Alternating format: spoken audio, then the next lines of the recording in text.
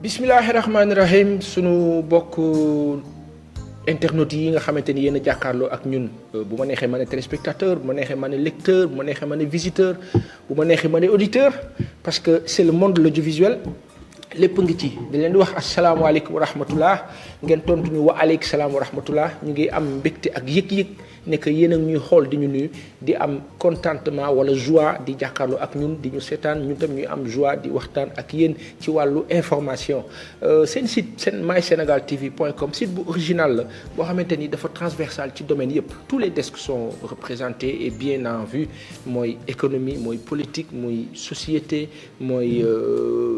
tout ce que vous voulez, éducation, santé, environnement, style et mode, les arts et les lettres, culture en général. Donc, lépp ngi ci musique, cinéma, mode, etc.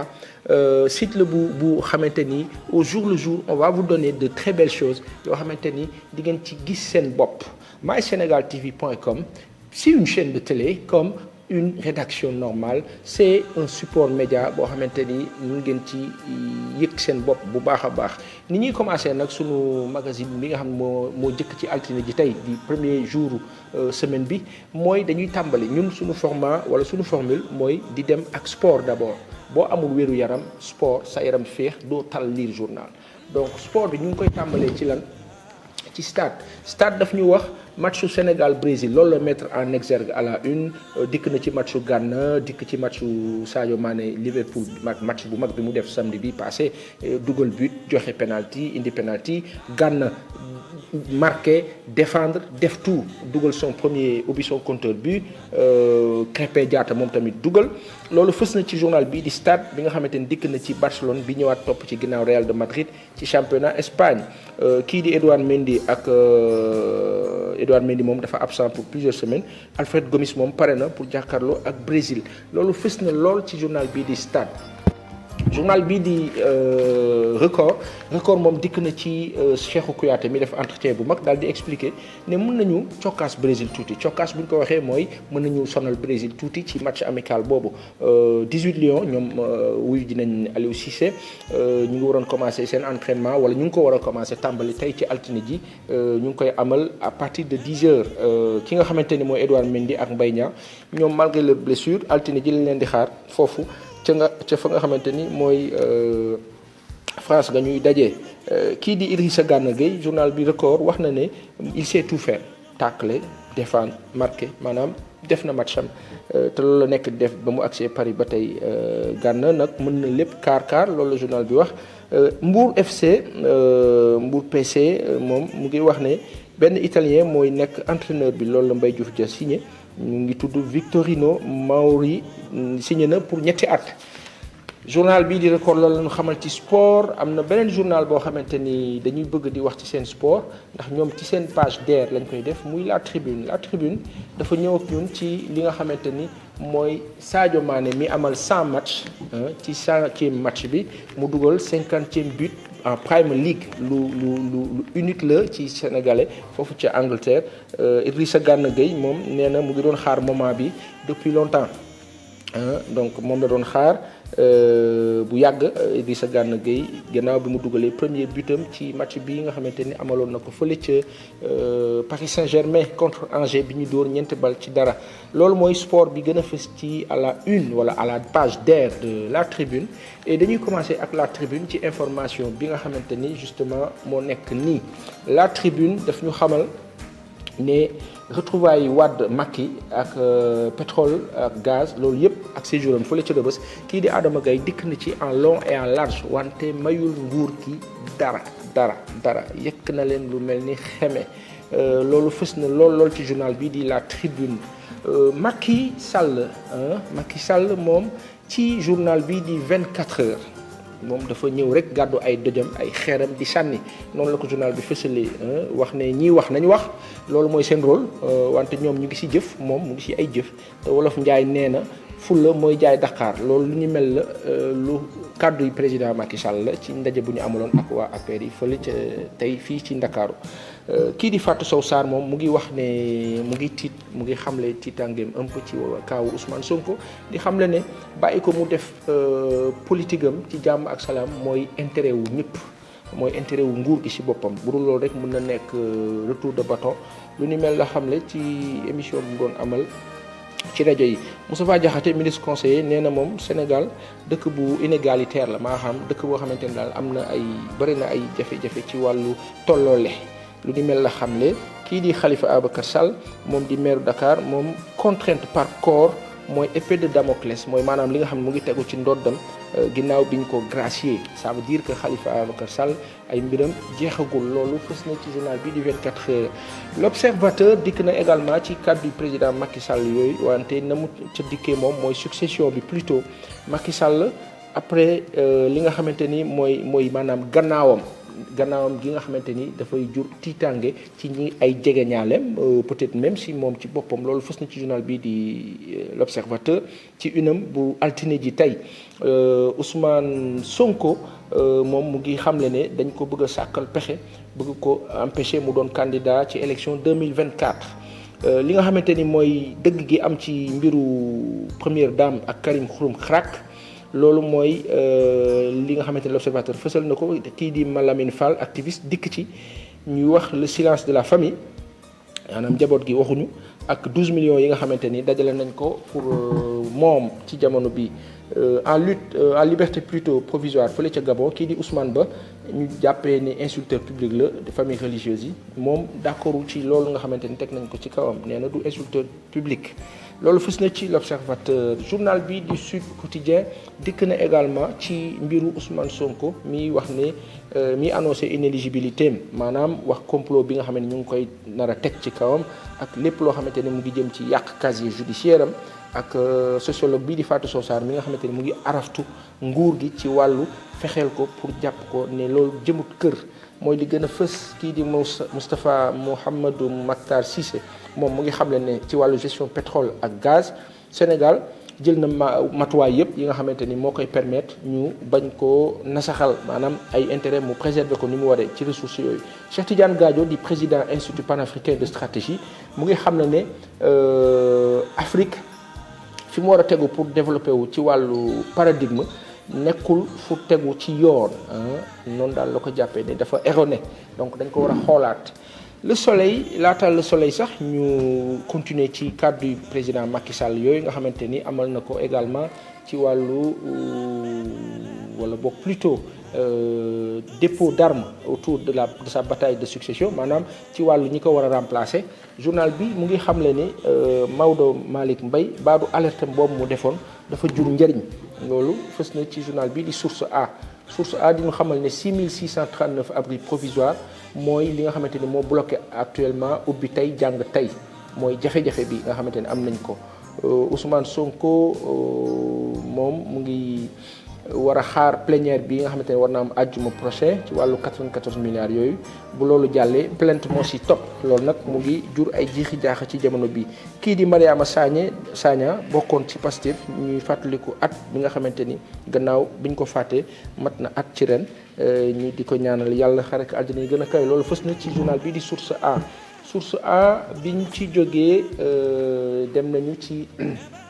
li nga xamante ni mooy ay directives bala ñu ci jóge directives yi nga xamante ni Macky Sall amal na ko ci wàllu capitaux ak terrorisme ñu wax les bonnes feuilles mooy lu gën a fës ci journal bi di Source A.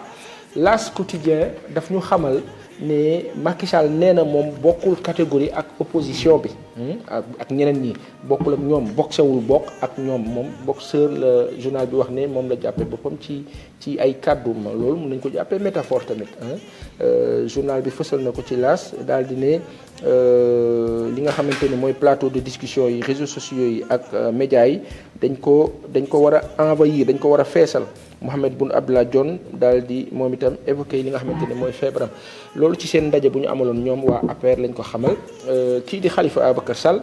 waa Tivaouane ñu ngi koy lal basang di ko tatagal di ko wax ne Sénégal soxla na la daal di koy xamal ne ko yaa ngi ci yoonu dëgg ak njub loolu fës na ci li nga xamante ni mooy mbiru Khalifa Ababacar Sall Tivaouane moo ko jagleel kàddu yooyu. Sonatel Orange Money ak CDP ñu ngi leen di yóbbu ci kanamu OFNAC pour mbiru données personnelles yi nga xamante ni dañ ko jaay ci njort ñi nga xamante ni ñooy université Gaston Berger ak université de Ziguinchor ci L'As Quotidien toujours ñu ngi xamal ne nanguwuñu recevoir bachelier yu bees yi loolu yéeme la ci journal bi di L'As Quotidien. Boun Abdallah Dionne mu ngi mel ni koo xamante ni moom dafa nekk toujours premier ministre ci gannaaw absence bu yàgg bi mu amoon. mu ngi expliquer di joxe ay directives di wane di joxañ daal di doxal loolu la journal bi di Témoin fësal. Macky Sall moom mu ngi sànni xeer opposition bi Témoin fësal na lu ni mel. Khalifa Ababacar Sall ginnaaw Tivaouane mu nga jëm Ndiassane Pire gu rëy di xamle moom ci tournée boobu daal di ne daal amul benn esprit fayonte rancunier wala revanchard donc ci wàllu taxawaay. kii nga xamante ni moo di Mactar Cissé moom ministre de l'énergie ak pétrole mu ngi xamal ni lépp luy matuwaay bu war a permettre ñu préserver sunu ay intérêt ci wàllu sunu ay wàllu ressources Sénégal jël na ko. kii di Direct Info mu ngi dikk ci Mamadou Moustapha Ba mi nga xamante ni mu ngi wax ci wàllu problème budgétaire u Sénégal di xamle moom li ñu xamle daal mooy xaalis amul ci dëkk bi. dotation budgétaire yi nga xamante ni voté nañ ko dafa nekk ci taxawaayu ponction systématique maanaam melul ni mu war a mel ci wàllu signature ministère des finances ñu xam ne signature boobu crédible tul ci banque yi Mamadou Moustapha Ba moom mënul résoudre problème budgétaire yi dafa war a jóge ci place boobu loolu fës na ci journal bii di Direct Info di wax également ne Macky Sall mu ngi sànni xeer opposition bi nga xam ne dañu critiquer di inventer loo xamante ni dafay yàq seeni taxawaay ñoom gouvernement bi. ñu dem ci li nga xamante ni mooy les échos également dikk na ci li nga xamante ni mooy taxawaayu nguur googu wax ne Macky Sall mu ngi défoulé wu encore ci opposition bi. li ñu wax ci yeneen journaux yi rek mooy qu'ils critiquent qu'ils inventent ils veulent discréditer notre action maanaam dañu bëgg a yàq suñu liggéey ñun waa nguur gi opposition bi te duñu ko nangu lu ni mel fu la mooy jaay Dakar noonu la ko Macky Sall waxee daal ne nañ défendre li nga xamante ni def nañ ko ci ay action loolu fësal na ko Mahammed Dione moom daal di ne mu ngi gërëm yàlla di sant yàlla bu fekkee agsi na fii tey mu ngi sant yàlla daal di xamal ni yàlla moo ko sagal ci lu ni mel ak turandoom yonent bi sallallahu alayhi wa sallam. Mactar Cissé moom mu ngi wax jeune apéristes yi ne leen seen destin mu ngi ci seen loxo moom noonu la ko gisee seen destin mu ngi ci seen loxo. Escroquerie foncière Abdoulaye Sylla patron Ecotra moom tëjlu na kii di Ahmed Mbacké pour wala mu war ko fay 490 millions. ak benn plainte boo xamante ni mu ngi jëm ci wàllu escroquerie sur 180 millions fële ca section de recherche loolu fës na ñi nga xamante ni ñooy université wu Sénégal yi amu ci kenn koo xamante ni bokk na ci classement africain ak mondial Afrique du Sud ak Égypte ñoom bokk nañ ci bu baax a baax kii di professeur Aliou Sow di xam ne dañu war a créer benn université d'excellence entièrement bilingue boo xamante ni ba pare supprimer lépp luy indemnité yi nga xamante ni apporté lul nguur gi dara ci ñaari at loolu fësal nañ ko ci journal bi di Les Échos. ñu dem ci Walfadjri daanaka presque jeexal nañu Walfadjri mu ngi xamal ne Aminata Mbengue Ndiaye dañ ko war a remplacer fële ca ministère de la pêche. guerre des transferts la ko tuddee xam leen ne waa Macky 2012 dañu soxla poste bi socialistes yi aussi seen biir ñu ngi xëccoo APR tamit mu ngi buruxlu lii nga xamante ni moo di coup bi ñu defoon LDMP te ci wàllu woowu nga xamante ni dañ ko teg de côté lu ni mel mu ngi bëgg a amaat donc loolu coow la ak pëccëxoo ci remplacement wu Aminata Mbengue Ndiaye moom nga xamante ni yóbbu nañ ko ci au conseil dépôt d'ordures sauvages yi nga xamante ni mu ngi rey cheptel bi fële ca Kolda mooy mbiru santé animale ba fa am succession Macky Sall Mouhamadou Mactar Cissé moom itam mu ngi ciy wax àdduna ci ay kaddu ci Walfadjri trésor public sénégalais li nga xamante ni Walfadjri wax na ko moo di incendie boo xamante ni kenn xamu ci lenn lu dul ay kumpa lañ ci am. Libération dikk na ci wàllu Kafal société boobu daan defar allumette di ñu xamal ne xaalisu bu toll ci 1,117 milliards 1,117 milliards maanaam 1,117 millions francs CFA la ñu fa sàcc loolu nag parquet bi mu ngi ubbi benn information judiciaire pour escroquerie ak banqueroute frauduleuse kii di notaire bi di maître Binta Thiam ak conservateur Pikine Macodou Sall ñu ngi leen di woo fële ca section de recherche pour déglu leen loolu nag mbir mu yéeme la boo xamante ni am na ci affaire boobu nga xamante ni nekk na au cœur malheureusement ñu ngi ci fekk homme d'affaires boobu di IBK li ni mel am na ci journal bi di Libération. Abdoulaye Sylla Ecotra ak Serigne Ahmad Mbacké Moumi Kébé ñuy wax ne mu ngi ci mbir mi loolu fës na ci journal bi di Libération. journal bi ñuy tëjee mooy Le Soleil daf ñu wax ne enseignant profession la boo xamante ni léegi nekkatul luy révélo kenn maanaam dañoo sàggi sutura enseignant loolu fës na ci journal bi di Soleil mu def ko à sa une wax ñu ne Macky Sall lauréat la prix Senac pour la paix de l'UPF loolu am na aussi ci journal bi 4e soldat sénégalais boobu nga xamante ni moom la ñu waxoon dafa blessé ci crash hélicoptère bi am fële ci République centrafricaine di colonel Thiam moom itam wax nañu ne mujj na faatu ñaan yàlla yërëm ko ci xaare ko ci aljana yi gën a kawe. vente d'action yi nga xamante ne am na ci Cosmos ministre de l'énergie mu ngi démentir prévention cancer col de l'utérus plus de 1000 femmes dépistées l'ISCA moo def lu ni mel loolu mooy li gën a fës ci Soleil. dafa am ñaari point nag yoo xamante ni gaañi gannaaw loolu daañ ci waxtaan li jëm ci enseignants yooyu benn point la beneen point bi mu ngi jëm ci li nga xamante ni moo concerné président Macky Sall bi ñuy wax ne dafay sànni xeer opposition bi boobu ñaareelu point la ñetteelu point bi mu ngi concerné ki nga xamante ni mooy Khalifa Ababacar Sall ñi wax ne du topp kenn ci lenn maanaam baal na ñëpp du mere kenn ñeenteelu point bi mooy Ousmane Sonko le cas de Ousmane Sonko su ma tàmbalee ci président Macky Sall parce que diggante président Macky Sall mën naa fa tënk kaaw Ousmane Sonko ak Khalifa Ababacar Sall kii ne du topp kenn ci leen du mere kenn di Khalifa Ababacar Sall Ousmane Sonko di araftu ne ñu ngi koy waaje fexeel pour empêcher ko mu bokk ci élection yi war a ñëw président Macky Sall di moom bàkku ci kaw opposition boobu foofu nag ñetti point yooyu li leen tënk mooy enseignement bi nga xamante ne Le Soleil wax nañu ne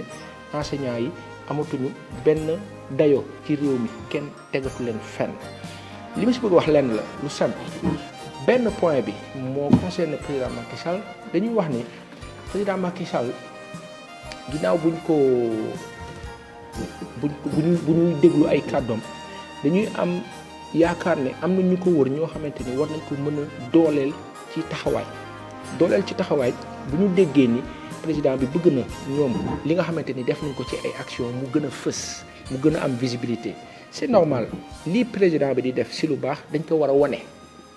ni ñuy dénoncer di wane safaan noonu la ñuy wootee ñu wane li nga xamante ni mu ngi koy def si lu baax mais faaw nag président bi bu ñu dégloo ci ay kàddoom ay kàddu la yu ñu rapporté yu médias yi rapporté te médias yi gëw ma ni am nañu fitu rapporté loo xamante ni président bi waxu ko donc dañu jàpp ne président bi ci wàllu communication faw mu am ñenn ñu koy jàppale ci taxawaay parce que communication bu spontané la boo xamante ni day mel ni lu ñu denc rek daal di geetaru rek war a song ay nit te tey am nañu yaakaar ne président bi ginnaaw premier mandat mu ngi ci deuxième mandat son dernier mandat dañuy am yaakaar ne préoccupation war na dépasser cette politique politicienne là faw ñi ko jege dimbale ko si mooy lan mooy président bi fi mu nekk nii dafa war a am statut d'arbitre mënatul continuer sur presque 12 années di def politique incessante boo xamante ni juralu ko dara lu coow lu bëri ak peut-être une population frustrée vis-à-vis de ses actes dañuy wax ne président bi am na bilan satisfaisant ou pas les populations apprécient def nañu benn élection toogaat na on respecte il faut l'accompagner il faut le soutenir il faut l'aider waaye si kaw dëgg président de la république kenn mënu ko jàppale si lu tegul si dëgg si kaw dëgg rek dëgg boobu nag mooy lan mooy concentré wu sur les acquis am na lu baax lu mu def teg na ay plan am na yoon bu mu gëm tegu na si mu ngi planifier mu ngi structurer mu ngi organiser mu ngi am yaakaar ne foofu dina ko jural ay résultats yu baax am incidence bu baax ci sénégalais yi nañ ci dem ñi ànd ak moom nañ dem ci médias yi ni mu ko waxee dem ci rajo yi dem ci télé yi défendre seeni action loolu mooy dëgg mais lépp si kaw dëgg sans attaquer parce que est-ce qu'on a besoin aujourd'hui toujours d'être en termes et contexte de va-t-en-guerre yaakaaruma ko monsieur le président foofu faw nga waxtaan ak gaañ yi ñu dem ci beneen sens parce que aujourd'hui ki jiite nekk ci bopp bi fu mu drive rek foofu lañu jëm bu nee droite ñu dem droite bu nee gauche ñu dem gauche Sénégal yaakaar naa ne tal nañu leneen apaisement la ñu gën a soxla ginnaaw ndaje mu rafet nii am Massalikul Jinaan que gaa ñi ne doon nga gisante ak président Ablaye Wade ou pas mais li ci am solo mooy ndaje bi rafet na la sa jóge mooy mbégte la sa topp ak la sa toppaat nañ dem ci sens boobu loolu point la bu essentiel boo xamante ne on tenait à nous adresser à notre président qu'on aime tant et à qui nous souhaitons beaucoup de succès et de réussite waaye lépp ci kaw dëgg rek bu ñu jógee ci loolu ci contexte boobu bu ñuy dégg ñu naan Ousmane Sonko dañu koy préparer une plainte sur l'affaire des 94 milliards Ousmane Sonko boobu nga xam ne mu ngi doon wax ne na ko procureur woo waaw na ko procureur woo ñu jël loolu teg de côté dem ci sensu commission d'enquête parlementaire boobu daal di génne ay résultats am daal di ne Mamour Diallo deful dara donc dañuy porter plainte kii di Ousmane Sonko waaw Mamour Diallo moo waroon porter plainte wala commission bi mooy porter plainte kan la ñu accusé kan la ñu tooñ ki ñu accusé kay moo waroon gën a mën a am plus de frustration sax que keneen ku koy taxaw wala ñu koy taxawu on le dit en passant mais tey bu fekkee ni que assemblée boobu tey nekk majoritairement du pouvoir de Sonko adresser une dénonciation à ce pouvoir-là bu commission boobu ñu taxawee ci benn sens bi ñenn ñi mel ni man dañuy am xel ñaar donc xel ñaar boobu dafay jur lan mooy on a vécu l'affaire Karim Wade on a vécu l'affaire Khalifa Ababacar Sall et là on doit encore vivre et subir les affres d'une nouvelle condamnation qui dérangerait et perturberait tout le Sénégal loolu je ne pense pas que mu nekk lu idéal tantôt ñu ngi dégg képp koo xamante ni da nga am jafe-jafe ci wàllu administration bi ba ñu rajee la waratoo am jouir de tes droits civiques soi-disant et politiques te permettant de pouvoir présider à la destinée de la nation sénégalaise c'est compliqué c'est des absurdités yoo xamante ni ci wàllu xel mënuñu ko dégg donc li ñu mën a comprendre mën ko gëm mën ko nangu mooy rafetal ak rafetoo Sénégal toll na foo xamante ni faw ñu def bal à terre xoolaat données yi dem ci kaw dëgg bu yàggee dafay nuru fo te fo bi baaxul kilifa du mbégee mag du mbégee dañuy doxal dëgg mooy lan li war a am mu am te mu tegu ci yoon 94 milliards am na amul ñu ko jaarale ci yoon on est passé par une commission d'enquête mais commission d'enquête encore une fois de plus je répète la répétition étant pédagogique cette commission-là elle est majoritairement à l'adresse du pouvoir dans un sens le plus positif qui soit pour les intérêts du pouvoir parce que loolu la ñu gis loolu la ñu constaté alors pourquoi forcément ce forcing-là parce que Ousmane Sonko dérangerait s'il ne dérange pas laissez-le mener son chemin ci politique la ñu nekk mais chaque Sénégalais a le droit d'être ambitieux d'avoir une ambition xam ne que kat man sénégalais la war naa mën a bokk war naa mën a participer lu tax ñu war a mën a bañal loolu sénégalais bu jóg rek depuis 2012 à maintenant sénégalais bu jóg no problème la warul bokk dinañ fexe ba du bokk dinañ fexe ba c'est difficile ce pays n'a pas besoin de cela vraiment fi ñu toll nii ak jafe-jafe yi ñi sénégalais yi di dund war nañ mën dem ci leen tey ci consensus la ñu waroon dem tey dañu waroon am plaisir dégg suñu président muy woote na sénégalais yëpp ñëw ñu liggéey foofu la ñuy xaar kilifteef bi na Sénégalais yëpp ñëw ñu liggéey il s'agit pas aujourd'hui de fonctionner en termes d'état d'âme di am yëg-yëg yoo xamante ni parce que njiit nag day kawe ku ne sa coll ga ca kaw sut ñëpp yàlla defal la ko muy barke mais mënuloo wàcc ci suuf di xuloo sa kaw rek nga war a nekk di arbitrer loolu cër la te cër nag bu ko yàlla joxe nit ki daf ko war a fonkee ko naka ka yàlla joxe foofu la ñuy xaar suñu njiit yi ak suñu autorités yi suñu papa yu baax yi ak suñu kilifa yi nga xamante ni ñoo amee tey les décisions et les signatures au Sénégal di ko dalee ci président Macky Sall dem ci assemblée nationale suñu papa Moustapha Niasse ak suñu ay papa ay maire ñi nga ñoom Moustapha Diakhaté ak ñeneen il faut que ngeen dimbali ñu papa ngeen dimbali ñu suñu papa yu baax yi il faut ngeen dimbali ñun ay jeunes lañu ay xale lañu suñu ëllëg bu ngeen tegoo ci yoon bii rek dafay jaxasoo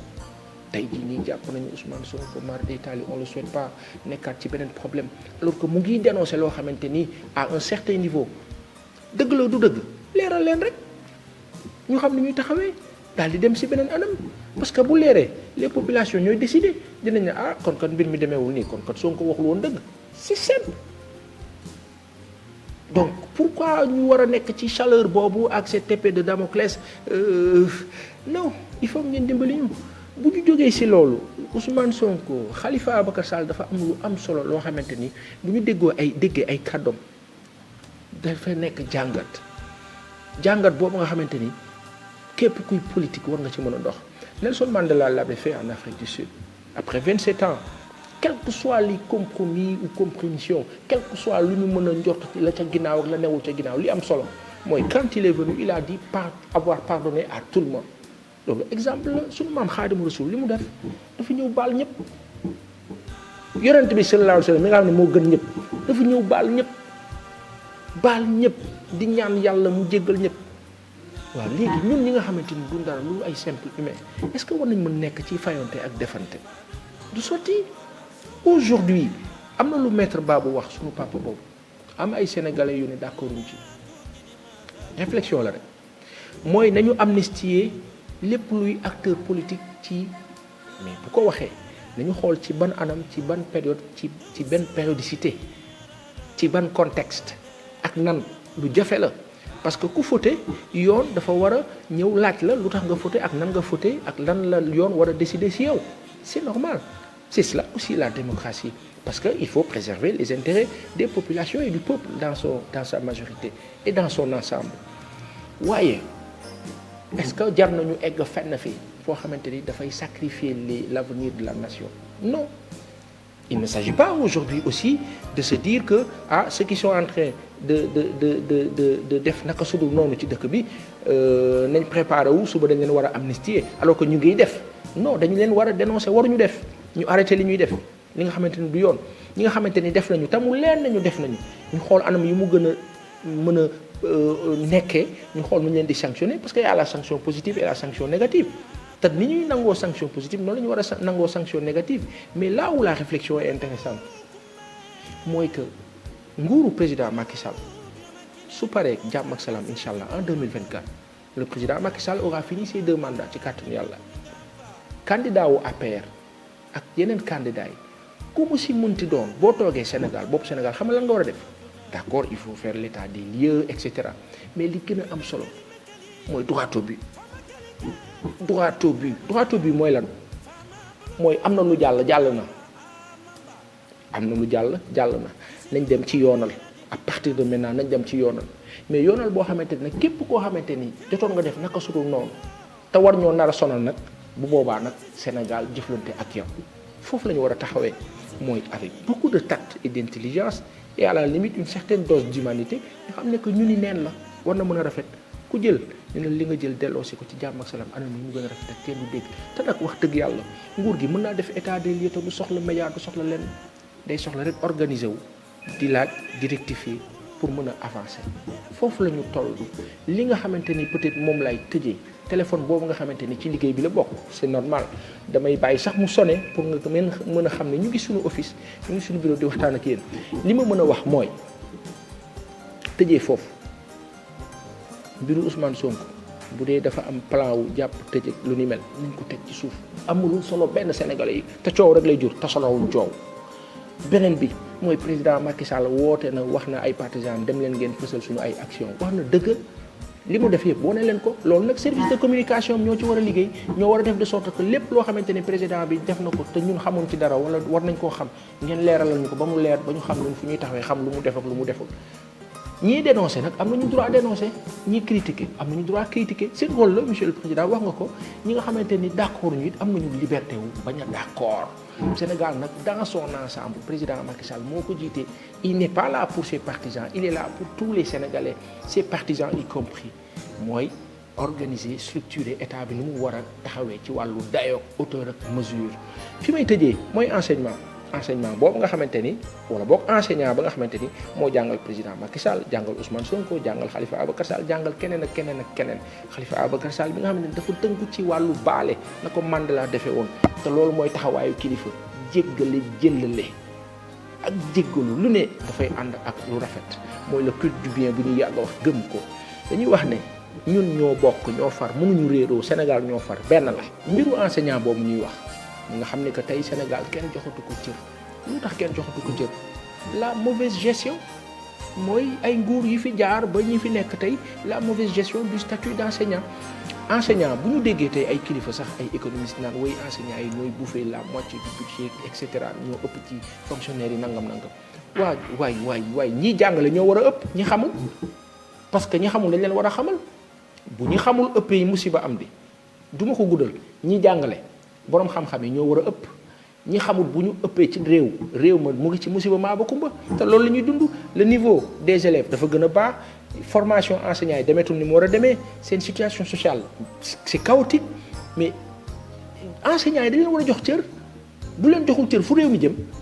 enseignant ak médecin ñooñu ñooy base santé ak éducation lekk ak naan lu ni mel la ñu war a taxaw pour que réew mi taxaw doon saako buy am dara nañ ci bàyyi xel monsieur le président da nga woote action positive ci foofu la ñuy xaar say activité